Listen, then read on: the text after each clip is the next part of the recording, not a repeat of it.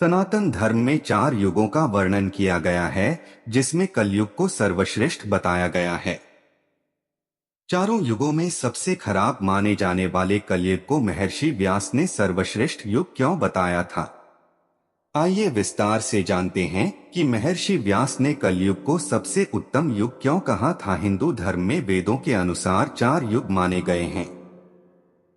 सबसे पहला है सतयुग, दूसरा त्रेतायुग जिसमें भगवान विष्णु ने राम के रूप में अवतार लिया था, तीसरा द्वापर युग जिसमें भगवान विष्णु ने कृष्ण के रूप में अवतार लिया था, और चौथा और अंतिम युग माना गया है कलयुग, जो कि माना जाता है वर्तमान समय में चल रहा है। चारों युगों में कलयुग को सबसे छोटा माना गया है। मान्यताओं के अनुसार सबसे ज्यादा अधर्म, अन्याय, हिंसा और पाप कलयुग में ही होते हैं। लेकिन फिर चारों युगों में कलयुग को ही सबसे सर्वश्रेष्ठ युग क्यों माना गया? इसके पीछे एक रोचक कथा है, आइए जानते हैं। विष्णु पुराण के अनुसार एक बार ऋषि मुनि आपस में चर्चा कर रहे थे कि चारों युगों में सर्वश्रेष्ठ युग कौन सा है। इस विषय पर सभी की अलग अलग राय थी, इसलिए यह चर्चा बहस का मुद्दा बन गई और कोई हल न निकल सका। तब इस बहस के समाधान के लिए सभी ऋषि मुनि महर्षि व्यास के पास गए। महर्षि व्यास को ही वेदों का जनक माना जाता है। महर्षि व्यास ने ऋषि मुनियों की बात सुनकर उनसे कहा कि चारों युगों में कलयुग ही सर्वश्रेष्ठ युग है, क्योंकि सतयुग में 10 वर्षों तक पूजा पाठ, जप तप और व्रत करने का जो पुण्य प्राप्त होता है, वही पुण्य त्रेता युग में मात्र 1 साल के पूजा पाठ, जप तप और व्रत से मिल जाता है, और द्वापर युग में यही पुण्य मात्र 1 महीने के जप तप से मिल जाता है, जबकि कलयुग में वही पुण्य मात्र 1 दिन के जप और तप से ही मिल जाता है। इसलिए महर्षि व्यास ने कहा चारों युगों में कलयुग ही सबसे श्रेष्ठ युग है, जिसमें मात्र 1 दिन की भक्ति से ही 10 सालों का पुण्य प्राप्त हो जाता है। तभी से कलयुग को सर्वश्रेष्ठ युग माना जाता है। महाभारत का युद्ध समाप्त हो चुका था, पांडव विजयी हो चुके थे। महाराज युधिष्ठिर ने बहुत से अश्वमेध यज्ञ भी करवाए, लेकिन फिर भी जब उनका शोक दूर नहीं हुआ तो उन्होंने वैराग्य धारण करने के बारे में सोचा। श्री कृष्ण जी भी तब तक अपने धाम को प्रस्थान कर चुके थे।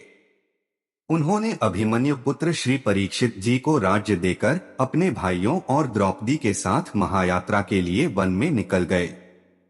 राजा परीक्षित ने जब देखा कि अब द्वापर युग का अंत होने को है और कलयुग नगर में प्रवेश करना चाहता है, तो राजा परीक्षित कलयुग को मार देना चाहते थे। लेकिन जब पता चला कि कलयुग में केवल नाम की ही इतनी महिमा होगी कि मनुष्य को उद्धार के लिए और युगों के जैसे बरसों का समय नहीं लगेगा, अपितु केवल नाम जप से ही वह संसार से मोक्ष पा जाएंगे। कलयुग की इसी अच्छाई को जानकर उन्होंने कलयुग को जीवित छोड़ दिया और उससे वादा लिया कि जब तक मैं जीवित हूँ तब तक तुम हमारे राज्यों में अपनी लीला नहीं दिखा सकोगे। कलयुग के बहुत विनती करने पर राजा परीक्षित ने उन्हें सोने, धातु में और जुआ घरों में और निर्वासित जगहों में रहने की जगह दे दी थी। एक दिन राजा परीक्षित सिर पर सोने का मुकुट धारण करके जंगल में अकेले ही जा रहे थे। वह भूख प्यास से व्याकुल थे और उन्होंने एक कुटिया पर रुककर वहां ध्यान मग्न बैठे शमीक मुनि से पानी मांगा।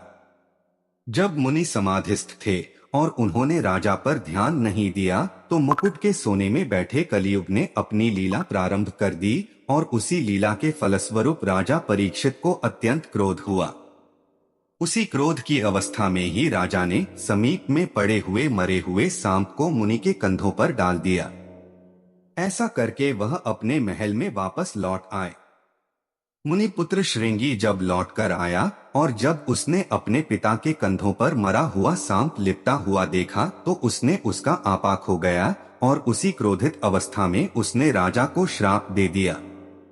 उसने कहा, जिसने मेरे पिता के गले में मरा हुआ सर्प डाला है, उसको 7वें दिन तक्षक नाग डस लेगा। शमीक ऋषि की समाधि टूटने पर जब उन्हें इन सारी घटनाओं का ज्ञान हुआ तो उन्होंने अपने पुत्र को बहुत डांटा।